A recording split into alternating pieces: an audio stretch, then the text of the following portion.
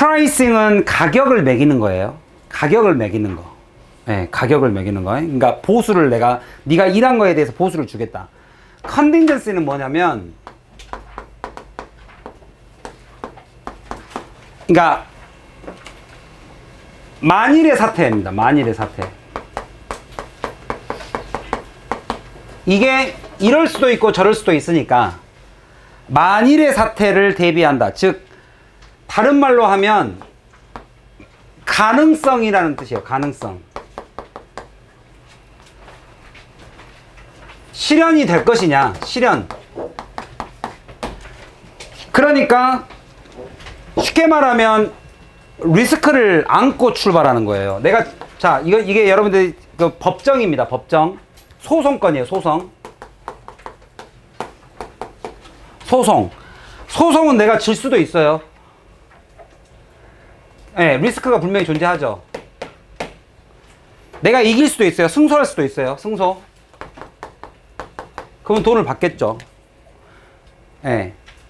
그러니까 리스크까지를 담근 상황에서의 프라이싱. 예, 보수를 책정해요. 그게 비싸죠. 리스크가 담겨져 있는 금액을 갖고 한다. 비싸다. 이런 느낌으로 잡으면 돼요. 그래서 이 말은 뭐냐? 승리할 때 보수가 책정이 돼요. 승리할 때 보수가 책정돼요. 자, 그러면 컨틴전시 프라이싱의 장점이 나오는 거죠. 장점. 장점이 소송을 한 사람 입장에서 의뢰인 입장, 변호인 입장 이렇게 나오는 거죠. 주로 의뢰인에 대한 이야기가 나옵니다. 주로 의뢰인. 의뢰인 입장에서는 이 컨틴전시가 타당하다. 자, 근데 공급자, 변호사 입장에서는 위험과 보상을 함께 가져가는 그 가격을 구매자에게 전달하니까 당연히 비싸죠, 이거는. 뭐 이런 느낌이에요. 아, 이것도 만만치가 않죠, 내용이. 우리도 이 분야에 대한 전문 지식이 없으니까. 그죠? 선생님처럼 또 이렇게 지식이 얕은 사람들은 보면 뭔 말인가 싶어요. 그러니까 해석을 정확하게 하세요. 알겠지? 자, 요 내용은 나중에 한번 정리했다 읽어보세요. 일단 해석이 일단 중요하니까 해석부터 하겠습니다.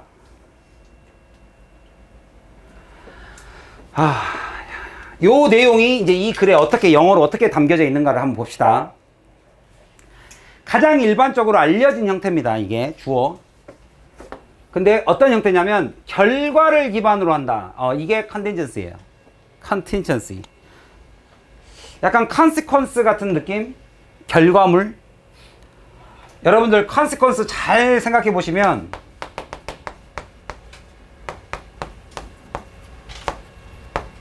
시퀀스가 1, 2, 3 쭉 진행되는 일을 말하죠. 연속된 일을 말해요. 그거를 다 합치면 마지막에 결과물이 나온다는 뜻이에요. 결과.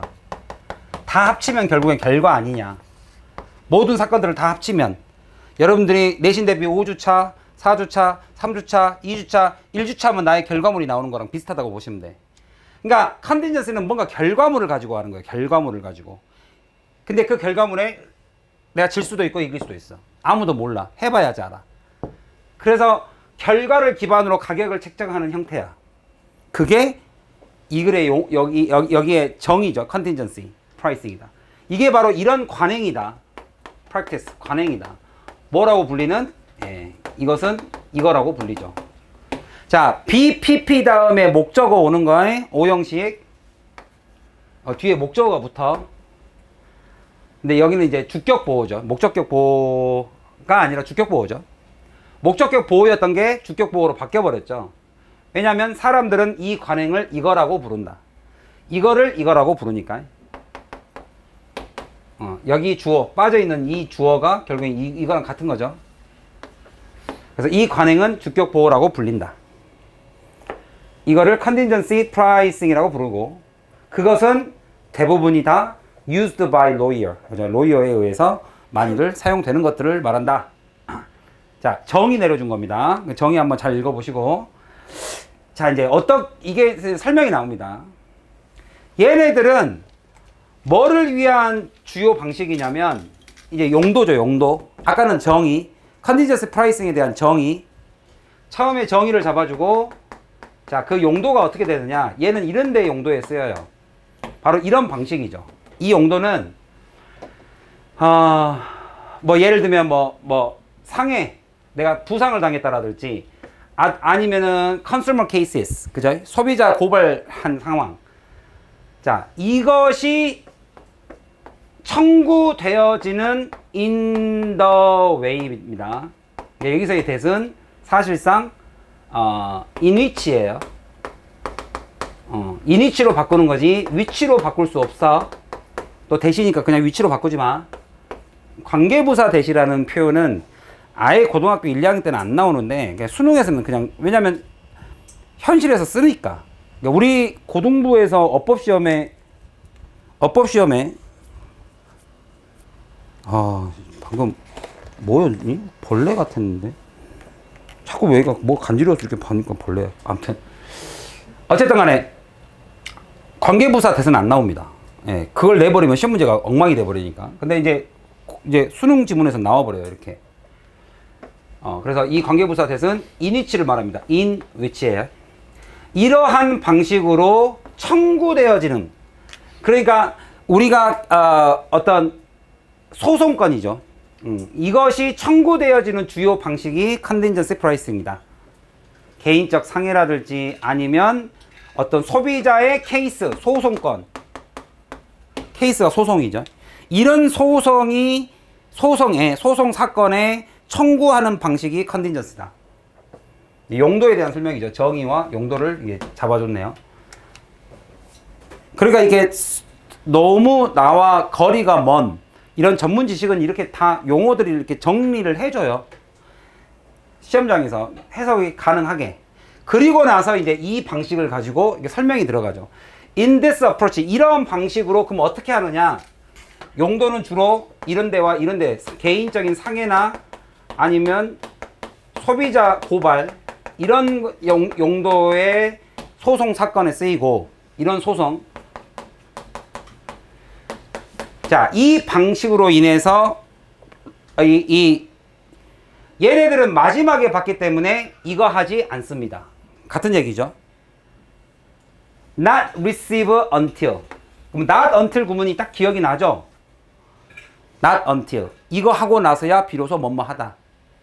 이거 할 때까지는 이거 하지 않습니다. 그러면 이거 하고 나서야 비로소 이거 합니다. 이 얘기랑 똑같죠? 예, not until입니다. Not until this case is settled. settle은 해결되답니다. solve입니다. solve. 사건이 해결되고 나서야 비로소 하고 나서 주어 동사 도치.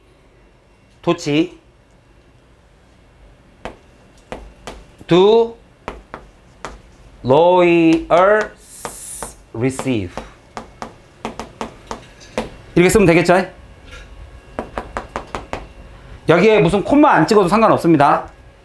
이해 가요? 케이스가 해결되고 나서야 비로소 로이어들은 리시브를 합니다. 돈을 받습니다. 근데 이제 이 세틀이라는 데 관련된 내용을 계속적인 용법 when, 세틀이란 이런 때를 말하죠. 이렇게 설명해 놨죠. when, 언제를 말하냐? they are paid죠.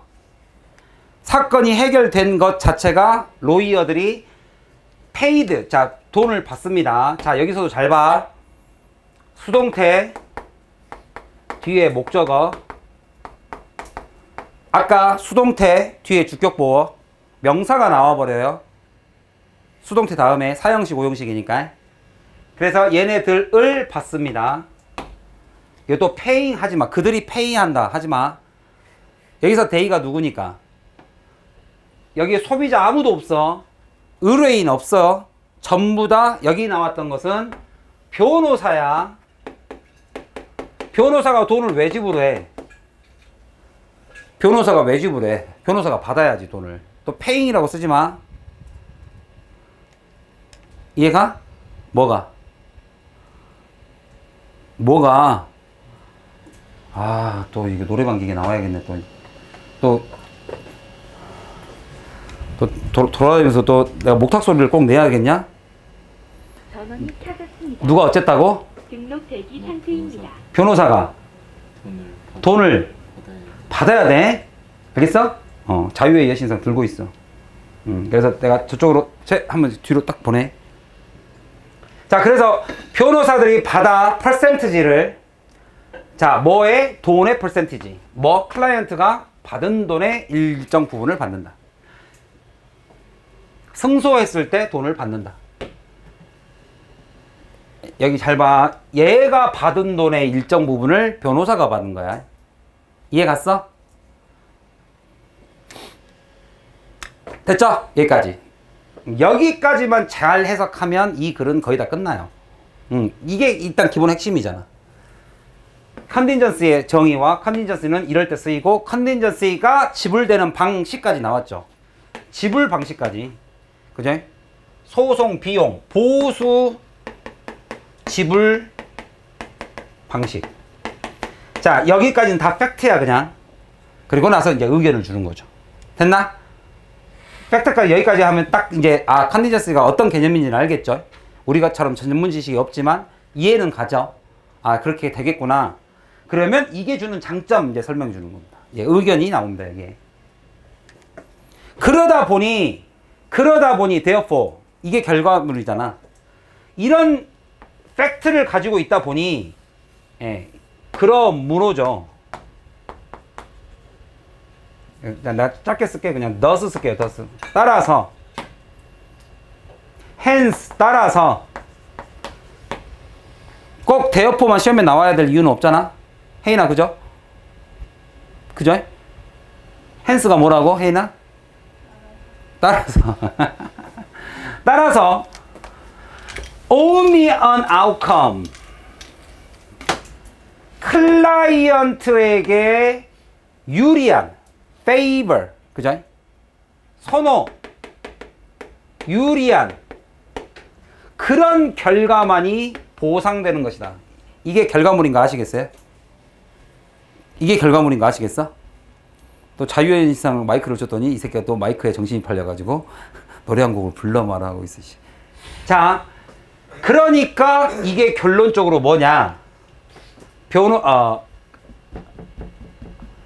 변호사는 보상을 받죠. 뭐에 관해서만? 의뢰인의 클라이언트의 플레이버에 맞게만. 클라이언트의 페이버입니다. 클라이언트의 유리한 거에 대해서만 compensate. 유리한 거에만 보상을 받습니다. 됐죠? 자, 이게 변호사입니다. 변호사의 입장. 클라이언트의 유리한 거에만 보상을 받습니다.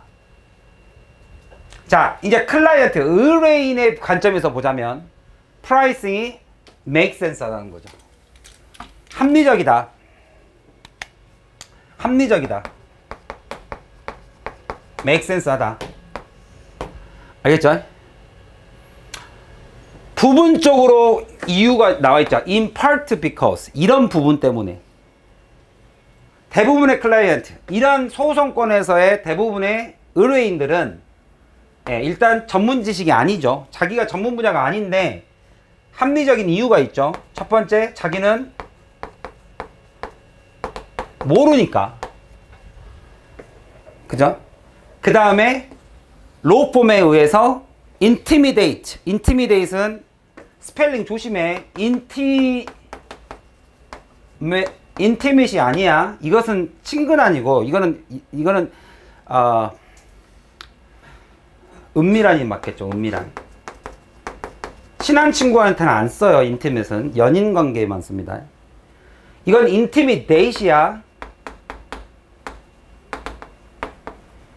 이건 date고 이거는 mate야. 이거는 거의 짝짓기에 가깝고 이거는 거의 데이트 폭력에 가까워요. 알겠죠?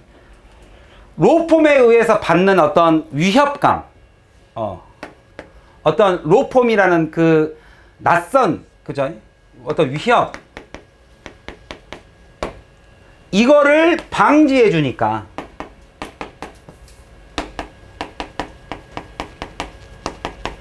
이거를 내가 피할 수 있으니까. 그죠?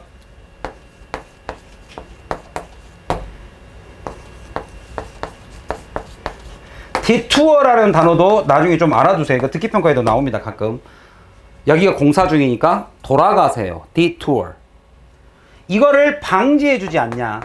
그러니까 장점이죠. 합리적이고. 우리 애한테도 장점, 변호사는 이게 장점인지는 모르겠지만 아무튼 정의가 이렇게 나왔으니까. 합리적이지 않냐. 이런 unfamiliar함과 위협이라는 이 두 가지 마이너스를 내가 방지해주고 피할 수 있지 않냐. 그러니까 합리적이고 의뢰인한테 도움이 된다. 됐죠? 그들의 가장 큰 두려움은 세 번째, fee다. 돈이다, 돈.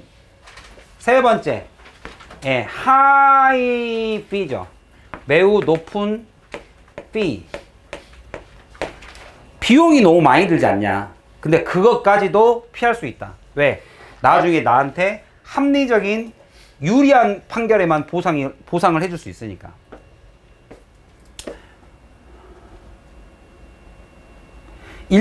수년이 걸릴 수도 있거든요. 이거 해결되는데.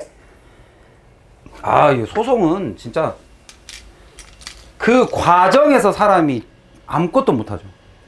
소송을 한번 제대로 잘못 걸리면, 특히나 검사 쪽에 가까운 사람한테 소송이 걸리면, 소송으로만 한 3, 4년 끌어버리면 사람이 폐인이 되죠. 뭐 그런다고 해요. 그래서 컨티전시 프라이싱을 사용함으로써 하고 해결이 되죠. 이런 fee, 여기 이게 들어가야 될 말이 정확하지 알겠죠? 이런 두려움이 있는 거를 얘가 해결해 주는 거야. 이거는 딱 붙어 있어, 이렇게. 이걸 사용함으로써 딱 문장 삽입이 딱 들어가죠. 클라이언트들이 보장해 줄 수 있죠. 확실시에 무엇을 그들이 돈을 낼 필요 없죠. 그죠? 뭐 할 때까지? 이거 할 때까지.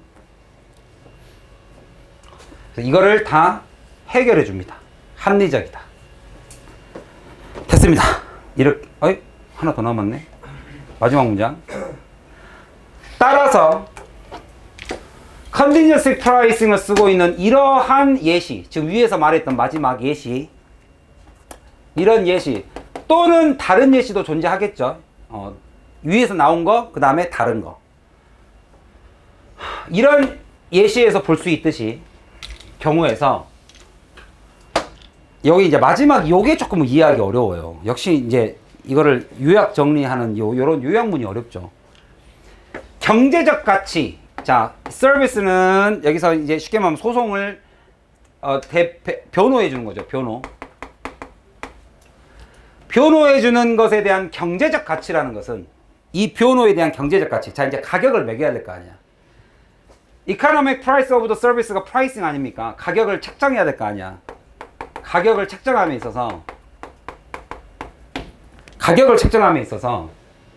그게 어렵다는 거죠. determine, 뭐 하기 전에는. 서비스가 그 완전히 소송이 끝나기 전까지는. 쉬워, 어려워? 쉬워, 어려워? 이게 뭐야? 말을 똑바로 해보라고. 왜 어려워?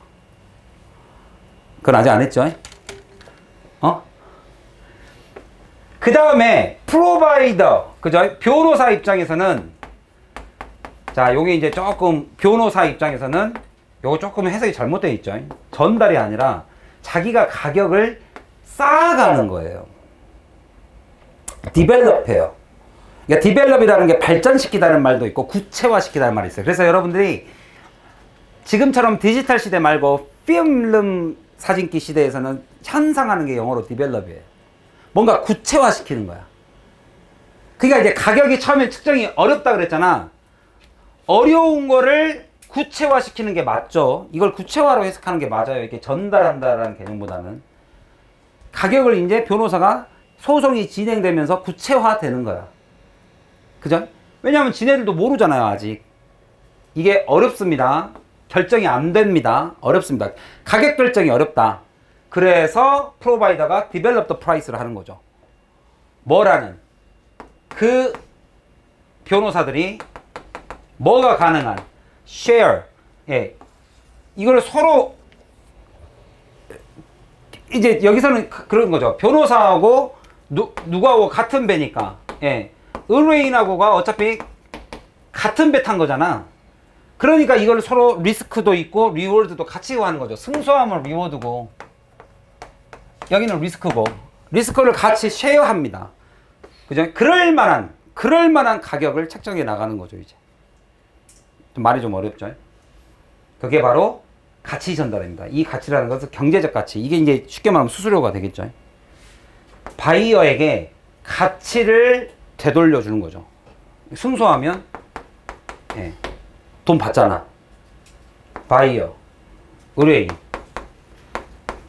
의뢰인에게 가치를 전달해 주죠. 거기에 따른 승소와 패소가 존재하니까. 그죠? 이거를 서로 공유해 줄 수 있게끔 해주는 프라이스. 그거를 쌓아가는 거죠. 그러니까 비싸죠. 이렇게 말이 결론이 났네요. 역시나 이 가격 책정 요거는 사실상 설명이 더 필요해요. 우리 같은 비전문가들은 여기에 대한 내용을 더 들어야 되는데 수능은 글자 수에 제한이 있으니까 이렇게 해서 끝났습니다. 자, 두 가지 잘 복습하시고 일단 해석이 1번입니다. 단어 암기 하셔야 되고 그 다음에 여기서 출제될 수 있는 어법과 마지막에 전개 방식 어떤 식으로 글이 전개되는지까지